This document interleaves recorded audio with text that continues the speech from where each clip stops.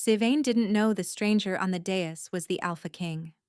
She didn't know his wolf had been restless for months, searching for something it couldn't name.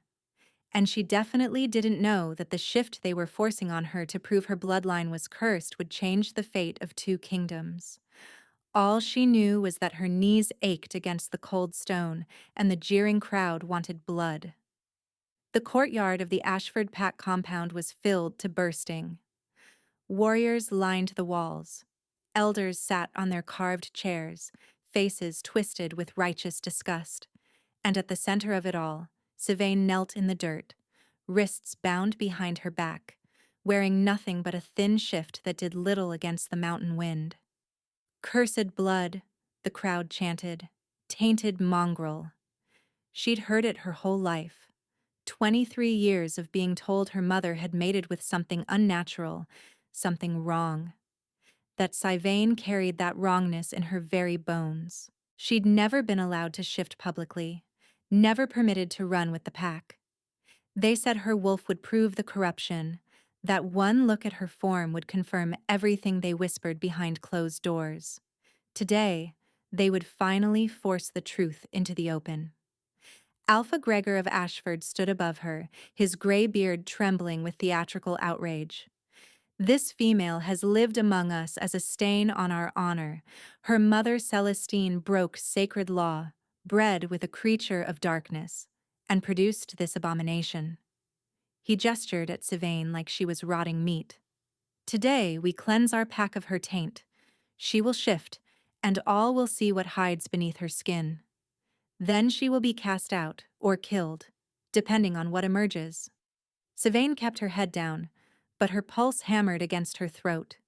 She'd never fully shifted, not once in her life. Her wolf had always been there, a presence curled deep in her chest. But every time she'd tried to reach for it, the elders had stopped her. Herbs in her food, chains during full moons, anything to keep her contained. Now they wanted the very thing they'd spent years preventing. She didn't understand, and that terrified her more than the death threats. A hand gripped her hair, yanking her head back. Beta Tomas, Gregor's enforcer, smiled down at her with too many teeth. "Shift, mongrel. Show us the beast your mother made." Sylvain's throat tightened. "I don't know how. You never let me."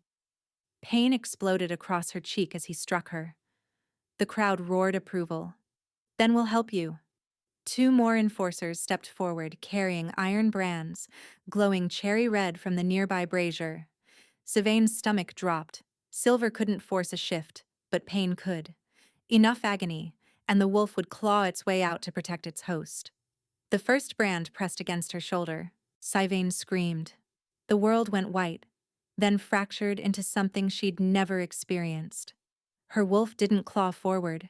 It erupted, like a star being born inside her chest, like every cell in her body remembered a song it had forgotten for centuries. The ropes around her wrists disintegrated. The thin shift shredded away, and Sylvain wasn't standing in the courtyard anymore. She was above it, inside a form made of light. The screaming stopped. Not hers. Everyone's. Silence crashed over the compound like a physical weight.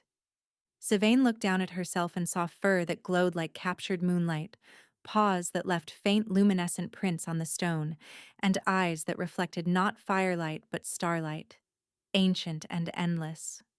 She was beautiful, impossible, radiant, a starlight wolf.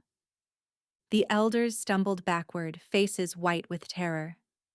Alpha Gregor's mouth opened and closed like a landed fish. Even Beta Thomas had dropped the brand, staring at her like she'd crawled out of a nightmare or a legend. But none of that mattered, because at the edge of the dais, where a group of unfamiliar warriors had been watching in silence, a man stepped forward.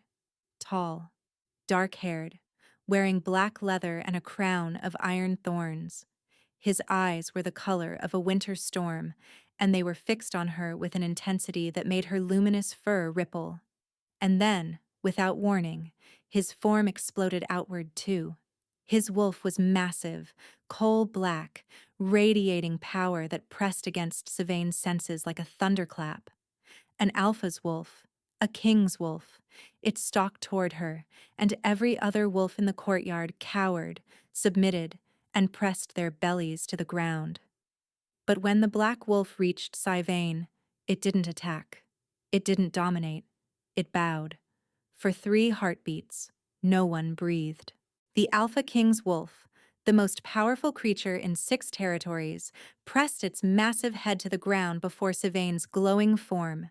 Its posture wasn't submission exactly, but something older, deeper. Recognition, reverence. Sylvain's mind spun. She didn't understand what was happening, didn't understand why her body was made of starlight, or why this wolf, this king, was treating her like something sacred. She'd spent her entire life being told she was garbage, and now… Impossible, Alpha Gregor breathed. He'd gone the color of old ash. That's not… She can't be… Can't be what? The black wolf shifted, and suddenly the man was standing there again, all coiled power and sharp edges.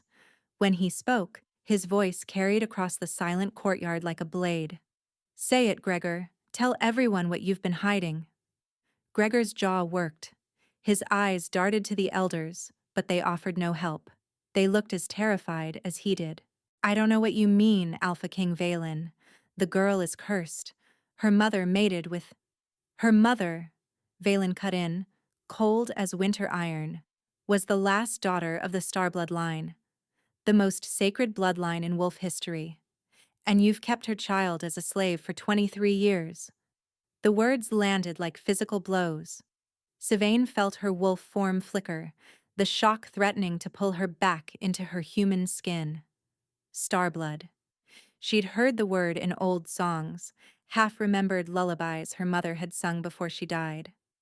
But it couldn't be real. It was myth. That line is extinct, Gregor protested, but his voice shook. They died out centuries ago. Clearly not. Valen's storm-gray eyes found Sylvain, and she felt the weight of his gaze like a hand pressing against her ribs. Shift back. I need to speak with you. It wasn't a request, but it wasn't cruel either. Just certain, like a man who had never been disobeyed and couldn't imagine why he would be. Sylvain's wolf resisted, wanting to stay in this form that felt more right than anything she'd ever experienced. But exhaustion was already creeping in, the transformation draining reserves she didn't know she had. She let the light fold inward, felt her bones reshape, and then she was kneeling on cold stone again, human and naked and shaking. Someone draped a cloak over her shoulders. Not Valen, but one of his warriors, a man with copper hair and kind eyes who carefully didn't look at her exposed skin. She belongs to Ashford Pack. Gregor tried again, desperation creeping into his tone. Whatever her bloodline, she's our property. Our laws. Your laws. Valen's voice dropped to something dangerous. You branded her. I watched your enforcer burn her skin to force a shift you'd spent 2 decades suppressing. Don't speak to me of laws.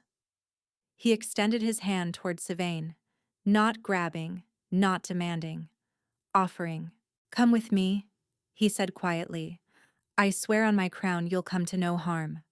Sylvain looked at his hand, then at Gregor, at Tomas, at the pack that had starved her and beaten her, and called her monster since she was old enough to understand words. She took the Alpha King's hand. They didn't speak until they were inside a private tent at the edge of the compound, far from Ashford's prying eyes. Valen's warriors had surrounded the structure, creating a wall of muscle and steel that no one would breach. Sylvain sat wrapped in the borrowed cloak, still trembling. Not from cold anymore, but from the aftershocks of everything. Her shoulder throbbed where the brand had touched. Her mind raced with questions she couldn't organize into words. Valen stood by the tent's entrance, his back to her, tension visible in every line of his body. When he finally turned, his expression was controlled, but his eyes gave him away. Something raw beneath the surface, something desperate. "I've been searching for you," he said. "For someone like you. 3 years, across every territory, following rumors and dead ends. I'd almost given up." Sylvain's voice came out hoarse. "Why? What do you want from me?" He was silent for a long moment. Then he crossed to a small table, picked up a leather satchel, and withdrew something wrapped in dark cloth. When he unwrapped it, Sylvain saw a lock of hair, honey gold and tied with a silver ribbon. "My sister Iceland," Valen said quietly, 17 years old. 3 years ago, during a raid on our eastern border, she was struck by a curse. Shadow magic, old and vicious.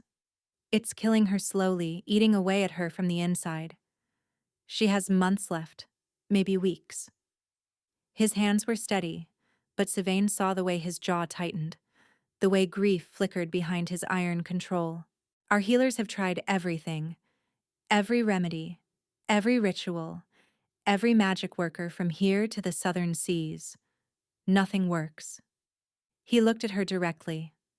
"Except there's a prophecy. Ancient texts that speak of star-blood wolves, the ones who carry light in their very essence. They say only Starlight can burn away shadow. Only your kind can break curses that nothing else can touch." Sylvain's stomach knotted. "You think I can heal her? I think you're my last hope." The raw honesty in his voice made her ache. This wasn't an arrogant king making demands. This was a brother watching his sister die and willing to kneel before strangers if it meant saving her. "I've been searching for years, Sylvain, chasing whispers of your bloodline, being told again and again that Starbloods were extinct.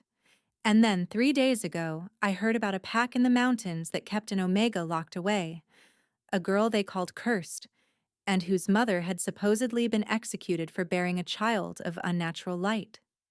He paused, something dark crossing his features. "Though I have my doubts about that story. Ashford claims they killed your mother for her crime, but the Shadow Wolves have been hunting Starbloods for centuries. It's far more likely they did the killing, and Ashford simply took credit to hide their cowardice." The words hit Sylvain like a blow. She'd grown up believing Ashford had executed her mother.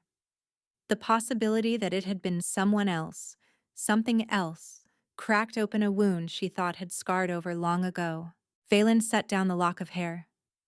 "I came to observe, to see if the rumors were true. I never expected—" He stopped, seemed to struggle for words. "Your form. Your wolf. Even mine recognized what you are." Your wolf bowed to me. "Yes." He didn't look away. "It's never done that. Not to anyone. Not even to my own father when he was alive." The weight of that settled over Sylvain like a second cloak. She thought about Aislinn, 17, the same age Sylvain had been when her mother died. Thought about the desperation in Valen's eyes, so carefully controlled but still bleeding through the cracks. "If I help you," she said slowly, "what happens to me after?" "Whatever you want." His response was immediate. "Gold, land, protection, freedom to go wherever you wish. I'll give you anything in my power to give." "And if I can't save her? If this star blood magic isn't real, or I don't know how to use it?" Something flickered in his expression. Pain, carefully banked. "Then I'll have lost her anyway, and you'll still be free. I don't punish people for failing at impossible things." Sylvain studied him, this king who had watched her be tortured and then knelt his wolf at her feet. She should be terrified, should be running. But for the first time in 23 years, someone was looking at her like she mattered, like she might be the answer instead of the problem. "Tell me about the curse," she said. Valen told her everything. The raid had come at dawn 3 years ago. Shadow Wolves, a faction everyone thought had been wiped out generations before, had poured across the eastern border like a black tide. They'd burned villages, slaughtered warriors, and in the chaos, a shadow mage had found Aislinn. She was trying to help evacuate the children, Valen said, his voice carefully flat. The mage didn't kill her. That would have been mercy. Instead, he marked her with a curse that feeds on light, on life. Every day, she fades a little more. Sylvain listened, her hands clasped tight in her lap. Something about Valen called to her in ways she couldn't explain. Why would a shadow mage curse her instead of killing her? To hurt me. Valen's jaw tightened. The shadow wolves have always hated the throne. My father destroyed their stronghold 20 years ago. This was revenge, slow and personal. And you think my light can counter the shadow? The prophecies say star-blood wolves were created to balance darkness, that your light doesn't just illuminate. He met her eyes. It purifies, burns away corruption at its source. Sylvain thought about the brand on her shoulder, still throbbing, thought about the years of being told she was the corruption, the darkness, the thing that needed burning away. Gregor had called her mother a creature of darkness when the truth was exactly the opposite. They'd had it backwards, all along. I don't know how to use it, she admitted. Tonight was the first time I've ever shifted. I know. That's why I'm not asking you to heal her tonight. Valen moved closer and Sylvain's wolf stirred, pressing toward the surface like it wanted to be near him. Come to Thornhaven. Stay for 1 moon cycle. Let our scholars teach you about your bloodline, and when you're ready, try to save my sister. 1 moon cycle. 28 days. After that, whether you succeed or fail, you're free to go. I'll give you gold, safe passage, a new identity if you want one. Ashford will never touch you again. It was more than fair. It was generous. And that made Sylvain suspicious. Why should I trust you? The question came out sharper than she intended. I've spent my whole life being used by powerful men. Gregor kept me as a slave. Before him, the Elder Council sold my mother to Ashford to cover a debt. Why should you be any different? Valen didn't flinch. You shouldn't trust me. Not yet. Trust is earned, and I haven't earned yours. Then what do you have? He reached into his coat and withdrew a dagger, the blade etched with ancient symbols that seemed to shimmer in the lamplight. A blood oath, binding and unbreakable. I swear on my life and my crown that for 28 days you will be my honored guest, not my prisoner. That no harm will come to you under my protection, and that when the cycle ends, you walk free, regardless of outcome. A blood oath from a king. The magic involved was old, primal. Breaking it meant death. You'd risk that for a stranger? For my sister, I'd risk anything. The raw honesty in his voice decided her. Sylvain stood, ignoring the way her legs trembled. Then swear it. Valen drew the blade across his palm without hesitation. Blood welled up, dark and red, and the symbols on the dagger began to glow. He offered her the blade, hilt first. Sylvain took it. The metal was warm, almost alive. She pressed the edge to her own palm and made a shallow cut, hissing at the sting. When their hands clasped, blood to blood, the world shifted. It wasn't just magic sealing the oath. It was something beneath the magic wrapped around it, woven through it like threads of starlight and shadow intertwined. Sylvain gasped as recognition flooded her, bone deep and ancient. Her wolf howled inside her chest, not in fear but in fierce, desperate joy. Mate. The word echoed through her, primal and undeniable. He's our mate. Valen's grip tightened. His eyes had gone wide, storm gray bleeding into something brighter, and she knew he felt it too. Neither of them spoke. The magic sealed, the oath bound, and between them, something far more dangerous had awakened. They rode through the night, leaving Ashford territory behind like a bad dream. Sylvain had been given proper clothes, leather riding gear that fit surprisingly well, and a horse named Moth, who was gentle despite her imposing size. Valen rode ahead, flanked by his warriors, and she was grateful for the distance. She needed time to think, Time to process the earthquake that had happened when their blood touched. Mate. She'd heard the stories, of course. Every wolf pup grew up learning about the sacred bond, the one person whose soul matched yours perfectly. But she'd never expected to feel it herself. She was cursed blood, tainted, wrong. Mates were for normal wolves, beloved wolves, wolves who deserved happiness, not her. And certainly not with a king. Dawn broke as they crested a ridge, and Sylvain's breath stalled. Thornhaven spread before her like something from a fever dream. The castle rose from a valley thick with ancient forests, its towers carved from white stone that caught the morning light and threw it back in fractured rainbows. A river wound through the grounds, silver bright, and she could see gardens even from this distance, splashes of color against the green. It was beautiful. It was terrifying. "Welcome home," the copper-haired warrior said, pulling his horse alongside hers. He'd introduced himself as Callum, Valen's second. "Thornhaven's been the seat of the High Pack for 600 years. Don't worry, you get used to the size." "I don't think I will." Callum laughed, but it was kind. "The king's given orders. You're to have rooms in the East Wing, near the healers and the library. He thought you'd prefer quiet over grandeur." Sylvain glanced toward Valen, who was speaking with another warrior, deliberately not looking at her. That was thoughtful of him. He's thoughtful about most things, just doesn't like people knowing it. Callum's expression softened. "He's a good man, my lady. Whatever you've heard about the Alpha King, whatever Ashford told you, know that he's a good man." They entered the castle through massive gates, and Sylvain felt the weight of hundreds of eyes. Servants, warriors, nobles, all watching the strange woman ride in beside their king. She kept her chin up, refusing to cower. She'd spent 23 years being stared at like a freak. At least these stares held curiosity instead of hatred. Her rooms were larger than the entire house she'd grown up in.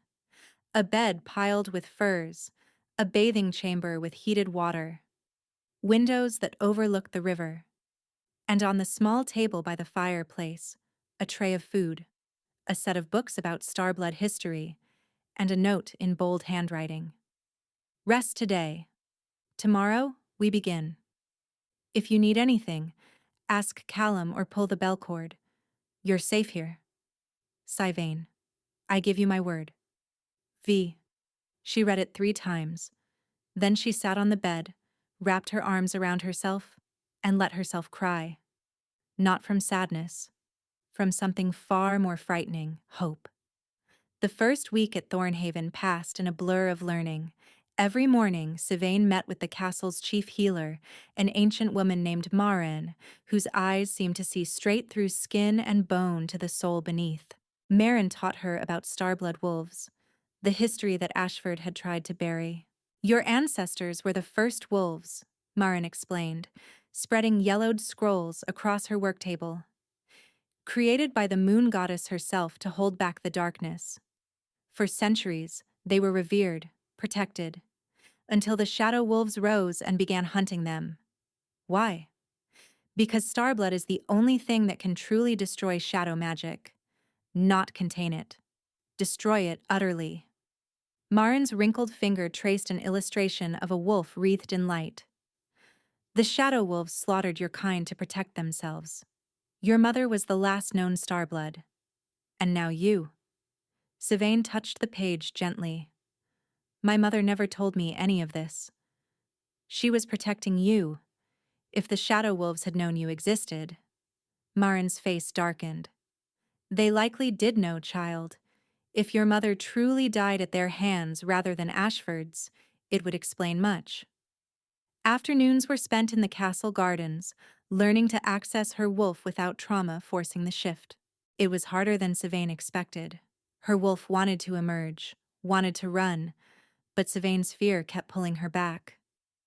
"You're fighting yourself," Valen said on the 4th day. He'd taken to joining her practice sessions, keeping his distance but always present. always watching with those storm-gray eyes that made her blood warm. I spent 23 years being told my wolf was a monster. That's not easy to unlearn.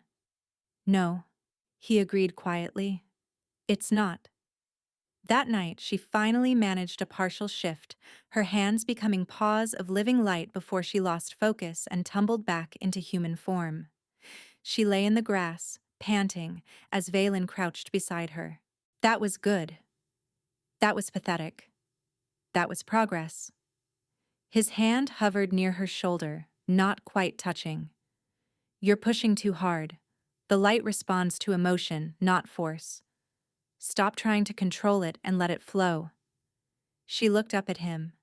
This king who spent his evenings coaching a former slave instead of attending to his kingdom. Why do you keep helping me yourself? Don't you have advisors for this? His gaze shifted, unreadable. I find I prefer being here. The bond hummed between them, unspoken but present. Neither acknowledged it. By the second week, Sylvain could hold her wolf form for nearly an hour.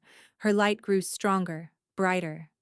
And finally, Marin deemed her ready to try. They brought her to Aislenn's chambers. The princess lay on a bed of white linens, pale as snow, dark veins of shadow visible beneath her translucent skin. She was beautiful despite the curse. Honey gold hair spread across her pillow, features delicate as carved ivory. But her breath came in shallow gasps, and even unconscious, her face twisted with pain. An ache bloomed behind Sylvain's ribs. This girl was dying. This girl who'd tried to save children while her world burned. Can you see it? Valen's voice was rough. The curse? Sylvain let her wolf rise to the surface, just enough to sharpen her senses. And yes, she could see it. A web of darkness wrapped around Aislenn's chest, pulsing like a living thing, feeding on her light. It's deep, Sylvain whispered, rooted in her heart. Can you remove it? She wanted to say yes. But when she reached toward Aisling with her light, the shadow hissed and recoiled, then struck back with a pulse of cold so vicious Sylvain staggered. Images flooded her mind. A fortress of black stone, hooded figures chanting around a fire of purple flame, and a face, a man with silver hair and empty eyes, smiling with cruel satisfaction. I know where it came from, Sylvain gasped, falling to her knees. The mage who cursed her, I saw him. I saw where he is. Valen caught her before she collapsed completely. Where? A fortress, black stone, mountains in the east. She gripped his arms, steadying herself against the vertigo. Valen, he's not just hiding. He's building an army. Shadow wolves, dozens of them. And he knows you've been searching for a Starblood. Valen's face went hard as granite. How does he know? I don't know, but he's expecting us. Expecting me. Sylvain met his eyes. Someone in Thornhaven is feeding him information. The cliffhanger hung in the air, heavy as a death sentence. There was a traitor in the castle. The hunt for the traitor consumed the next 3 days. Valen locked down the castle, questioning everyone who'd known about the search for a Starblood. Sylvain stayed close to Aislenn's chambers, both to continue attempting to weaken the curse, and because Valen refused to let her out of his sight. You're hovering, she told him on the third night. They were on the battlements, her favorite place in Thornhaven. The stars seemed closer here, and her wolf felt most at peace beneath their light. I'm protecting. There's a difference? The corner of his mouth twitched, almost a smile. When you're protecting someone who matters, no. Sylvain's breath caught. They'd been dancing around the bond for weeks now, acknowledging it in glances and accidental touches but never speaking of it directly. It was easier that way. Safer. But safety had never been part of her story. Why does your wolf recognize mine? She asked softly. I've read the texts. Mate bonds form between equals. I'm a former slave with powers I barely understand. You're a king. Valen turned to face her fully, moonlight carving shadows across his features. You think titles matter to wolves? I think they matter to everyone else. Then everyone else can go to hell. His voice was rough. My wolf knew you the moment you shifted, knew you like it had been waiting its entire existence for that single heartbeat. Do you think I care what the court whispers? Do you think I care about anything except... He stopped, jaw tight, like he was physically restraining himself. Except what? Sylvain stepped closer. Her wolf was pressing forward, desperate for his warmth. Say it, Valen. Except you. The word came out ragged. Except wanting you so badly it's driving me mad. Except lying awake every night knowing you're 3 corridors away, and I have no right to touch you. Except looking at you and seeing the rest of my life, and being terrified you'll walk away when the moon cycle ends. Sylvain's lungs seized. You think I want to walk away? I think you have every reason to. I think you've spent your whole life being used by powerful men, and I'm asking you to trust another one. His hands clenched at his sides. I think you deserve choices I'm not sure I can give you. What if I've already chosen? Valen went still. Sylvain. I feel it too. She closed the distance between them, tilting her head back to meet his eyes. Every moment of every day. This pull. This need. I keep waiting for it to feel like a cage. Like every other trap that's ever closed around me. But it doesn't. What does it feel like? Like coming home. Her voice cracked. Like finally being seen. Like maybe, for the first time in my life, I'm exactly where I'm supposed to be. Valen's control shattered. His hands cupped her face, thumbs brushing her cheekbones, and he kissed her like a man who'd been drowning and finally found air. Sylvain melted into him, her fingers fisting in his shirt, pulling him closer. The bond between them flared bright. A ribbon of starlight and shadow intertwined, and she felt his wolf howl in triumph, even as hers sang in response. When they finally broke apart, both breathing hard, Valen pressed his forehead to hers. I was trying to be honorable, he rasped, trying to give you space, time, the choice you deserve. I've made my choice. The moon cycle isn't over. You could still... Valen. She silenced him with another kiss, softer this time, tender. Ask me to stay. Not as part of a bargain. Not because of your sister. Ask me because you want me. His eyes searched hers, storm gray burning with intensity. Stay. Not for 28 days. Not for a year. Stay forever. Be my mate, my queen, my partner in everything. Stay and let me spend the rest of my life proving you made the right choice. Yes, Sylvain whispered. To all of it. He kissed her again, deeper, and the stars themselves seemed to brighten in approval. The peace shattered at dawn. Sylvain woke to screaming, the acrid smell of smoke, and Valen already on his feet, sword in hand. Stay here, he ordered, like hell. They ran together through corridors filling with chaos. Warriors shouted, servants fled, and in the great hall, they found the source. Callum stood at the center of the room, his copper hair matted with blood, holding a struggling figure by the throat. Lord Brennan, one of Valen's senior advisors, a man who'd served the crown for 30 years.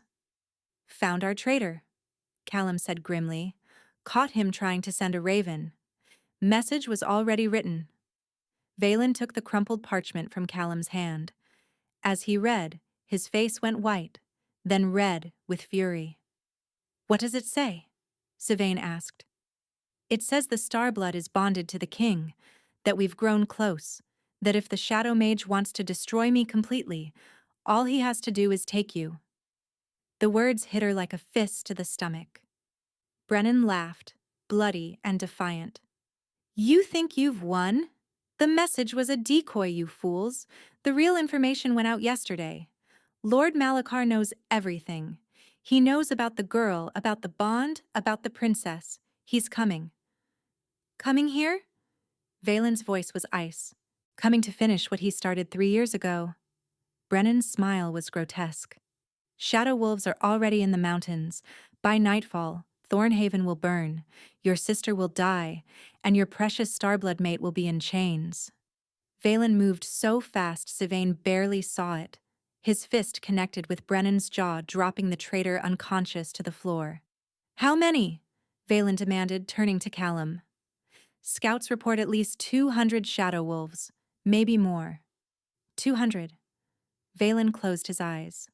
We have 50 warriors in the castle. We can't hold them, Callum said quietly. Not those numbers. Not with shadow magic backing them. Sylvain's mind raced. 200 shadow wolves, all coming for her, for Aislinn, for Valen, because of her, because she'd been foolish enough to hope. There's another option, she said. Both men looked at her. Malachar wants me. He needs me, actually. Starblood is the only thing that can destroy his shadow magic permanently. That's why he's been hiding, building his army. He's scared. Sylvain, no. Valen's voice was sharp with fear. If I go to him, you are not offering yourself as bait. I'm offering myself as a weapon. She met his eyes, willing him to understand. I've been practicing for weeks. My light is stronger than it's ever been, and he doesn't know what I can really do. This is suicide. This is our only chance. She gripped his hands. We don't wait for him to come here. We go there, tonight. A small force, fast and quiet. I get close to Malachar. I burn away his shadow magic at its source, and your warriors handle the rest. Valen was shaking his head. If something goes wrong, then it goes wrong fighting, not hiding. Sylvain squeezed his hands. I spent 23 years being a victim, cowering, surviving. I won't do it anymore. Not when I finally have something worth protecting. The words hung between them. Valen's jaw worked, a war raging behind his eyes. I'm coming with you, he said finally. Every step, every moment. If we do this, we do it together. I wouldn't have it any other way. He pulled her close, holding her like the world was ending. Maybe it was. Or maybe it was finally beginning. They left at sunset, 30 warriors moving through the mountains like ghosts. Sylvain rode beside Valen, her wolf pacing restlessly beneath her skin. The closer they got to Malachar's fortress, the more she felt the shadow magic pressing against her senses, oily and cold. There, Callum whispered, pointing. The fortress rose from a jagged peak, black stone that seemed to absorb the moonlight. Purple flames flickered in windows. And below, spreading across the mountain pass, an army of shadow wolves waited. They know we're coming, Valen muttered. Good. Sylvain dismounted. That means he'll come to me. She walked forward before anyone could stop her, letting her wolf rise, letting the shift take her. Starlight exploded outward, her form blazing against the darkness like a fallen star. The shadow wolves recoiled, howling in pain as her light touched them. And from the fortress gates, a figure emerged. Malachar was exactly as she'd seen in her vision. Silver hair, empty eyes, a smile that promised suffering. Shadow magic coiled around him like a living cloak. The little Starblood. His voice was silk over broken glass. I've been waiting for you. Funny, I've been waiting for you too. Have you? He studied her glowing form. You're stronger than I expected. Your mother screamed so prettily when we killed her. I assumed her daughter would be equally fragile. The truth crashed into Sylvain like a physical blow. All these years, she'd believed Ashford's story, that they had executed her mother for her crime. But it had been a lie. Shadow wolves. Him. They had taken her mother from her. Rage detonated in her chest, white-hot and blinding. You killed her, Sylvain breathed, her light flaring brighter. Not Ashford, you. Ashford? Malachar laughed.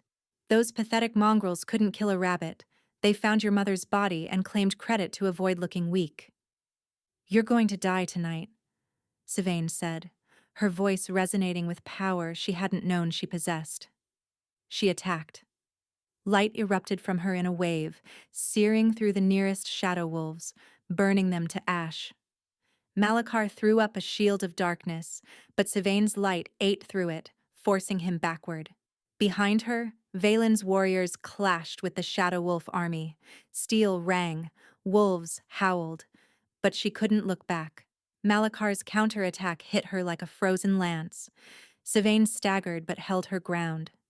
She thought of her mother, thought of Iselin, thought of Valen. Her light flared brighter. Impossible, Malachar snarled. You're just a child. I'm the last of my bloodline. Sivain stalked forward, her form blazing so bright the shadows themselves seemed to scream. I'm the thing your kind has feared for centuries, and I'm done being afraid. She reached deep, into the core of what she was.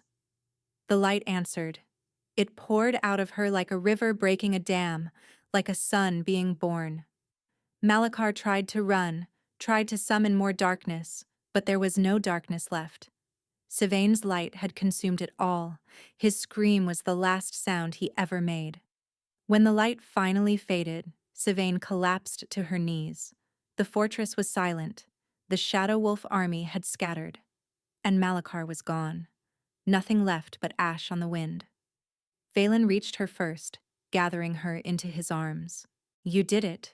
He breathed against her hair. You actually did it. Is Aislinn? The curse should break with his death. His voice cracked. You saved her. You saved everyone. Sivain let herself sag against him, exhaustion dragging at every muscle. But beneath the tiredness, something else bloomed. Victory, freedom, hope. They brought her home in triumph. Word had already spread by the time they reached Thornhaven. The Starblood Queen who had walked into an army of shadows and emerged victorious, the light that had burned away centuries of darkness. Sivain barely registered any of it. She slept for 2 days straight, her body recovering from channeling more power than it had ever held. When she finally woke, Valen was beside her bed, looking like he hadn't slept at all. You're supposed to be running a kingdom, she croaked. The kingdom can wait. He took her hand, pressing his lips to her knuckles. You're more important. Aislinn? Awake, eating solid food, demanding to meet you. A real smile crossed his face. The curse broke completely when Malachar died. She's going to be fine, Sivain, because of you. Relief flooded through her, warm and sweet. She'd done it. Actually done it. The moon cycle ends tomorrow, Valen said quietly. Sivain blinked. Between the battle, the 2 days of sleep, and the week of recovery travel back to Thornhaven, the remaining days had slipped past. The original bargain. 28 days, and then freedom. I know what I promised, Valen continued. Gold, safe passage, a new identity. Whatever you want. It's yours. He met her eyes, and she saw the fear he was trying to hide. But I'm asking you, Sivain, not as your king, just as a man who loves you more than he knew it was possible to love anyone. Stay. Choose me. Choose us. You think I'd leave after everything? She sat up, ignoring the ache in her muscles. After finding you? After finally having something real? I think you've earned the right to want things for yourself. A quiet life, safety, no politics, no crown. She kissed him. It was the only way to stop the torrent of noble self-sacrifice pouring out of him. She kissed him until he stopped talking, until his arms wrapped around her, until they were both breathless. I choose you, she said against his mouth. I will always choose you. The crown, the politics, the responsibilities. I'll figure it out. But you, Valen, you're not negotiable. His forehead dropped to hers. I don't deserve you. Probably not. But you're stuck with me anyway. He laughed, broken and beautiful, and held her like she was the only thing keeping him alive. Lord Brennan's trial was swift and brutal. The evidence was overwhelming. Letters, payments, testimony from servants who'd seen him meeting with Shadow Wolf messengers for years. He'd been Malakar's creature since before Iceland was cursed. The council found him guilty of high treason. He hanged at dawn, and Sylvain didn't attend. She'd seen enough death to last a lifetime. Instead, she spent the morning with Aislinn, who had recovered with astonishing speed. "He really loves you," Aislinn said, watching Sylvain brush her honey-gold hair. "I've never seen him like this." "Like what?" "Happy." Aislinn twisted to look at her. "Light. Like the weight he's been carrying finally has someone to share it with." Something warm unfurled in Sylvain's chest. "He makes me feel the same way." "Good." Aislinn grinned, looking for the first time like the 17-year-old she actually was. "Because I've already decided I like you, and it would be very annoying if you broke his heart." "No plans to do that." "Perfect." Aislinn settled back. "Then you should probably know he's been planning something. Secret meetings with the council, the ceremonial keepers. He's trying to be subtle, but he's terrible at it." Sylvain's pulse quickened. "Planning what?" "Oh, I couldn't possibly say." Aislinn's eyes sparkled with mischief. "But if I were you, I'd wear something pretty tonight." The great hall had been transformed. Thousands of candles floated near the ceiling, their light mingling with the silver glow of the full moon streaming through the windows. White flowers cascaded from every surface, and at the center of it all, beneath an arch woven with starlight blooms, Valen waited. He wore black and silver, the colors of his house, but his crown was absent. Tonight, Sylvain realized, he wasn't here as a king, just as a man. She walked toward him in a gown of midnight blue, the fabric shimmering with every step like captured starlight. The court watched in silence, but she barely noticed them. Her eyes were fixed on Valen, on the way he looked at her like she was the only thing in the universe worth seeing. "You planned this," she murmured when she reached him. Guilty. His smile was nervous, vulnerable, utterly endearing. Aislinn helped. She mentioned. He took her hands, and Sylvain felt the bond between them pulse, warm and certain. "I had a speech prepared," Valen said. "Pages of it. Everything I feel, everything I want to give you. But standing here, looking at you, I can't remember a single word." "Then just say what matters." He nodded, gathering himself. "You walked into my life when I'd given up hope. You saved my sister when no one else could. You faced an army of shadows and burned them away like they were nothing. But none of that is why I love you." Sylvain's eyes prickled. "Why then?" "Because you're brave without being reckless. Because you're kind without being weak. Because you've survived things that would have broken anyone else and come out stronger." His thumbs traced circles on her palms. "Because when I imagine my future, every path leads to you." A tear slipped down her cheek. Valen caught it with his thumb. "Sylvain of the Starblood," he murmured. "Will you bond with me? Will you stand beside me, not as a subject, but as an equal? Will you be my mate, my queen, my partner in everything for as long as we both live?" "Yes." The word came out fierce, certain. 1,000 times yes. The ceremonial keeper stepped forward, ancient words spilling into the air as their hands remained clasped. Magic swirled around them, the bond that had been humming since their first blood oath now blazing to full life. When it settled, Sylvain felt something click into place. Not a cage, not a chain. A bridge, connecting them in ways that went deeper than words could express. The court erupted in cheers, but neither of them noticed. Valen kissed her, slow and deep, and the world narrowed to just the two of them. Later, much later, they lay tangled in moonlight in the king's chambers. Their chambers now. "Tell me something," Sylvain murmured, tracing patterns on his bare chest. Anything. When did you know? That I was the one? When my wolf bowed. But honestly, I think I knew before that. When you were kneeling in that courtyard, beaten and bloody and facing down an entire pack that wanted you dead, and your eyes still held fire. Sylvain's throat tightened. And you decided to take a chance on me. Best decision I ever made. He tilted her chin up. What about you? The note. The first night here. You thought about what I might need to feel safe. She kissed his chest. That's when I knew you were different. A note. He laughed softly. I agonized over that note for an hour. Time well spent. They fell into comfortable silence, the bond humming between them. What happens now? Sylvain asked. Now we live. Valen pulled her closer. We help Iceland finish recovering, we rebuild what the Shadow Wolves destroyed, and we love each other through all of it. Sylvain closed her eyes, listening to his heartbeat beneath her ear. She thought about the woman she'd been, kneeling in that courtyard, certain she was going to die. That woman wouldn't recognize her now. Queen. Mate. Star-blood warrior who had burned away in ancient darkness and found love in the ashes. They'd forced her to shift to shame her bloodline. Instead, they'd set her free.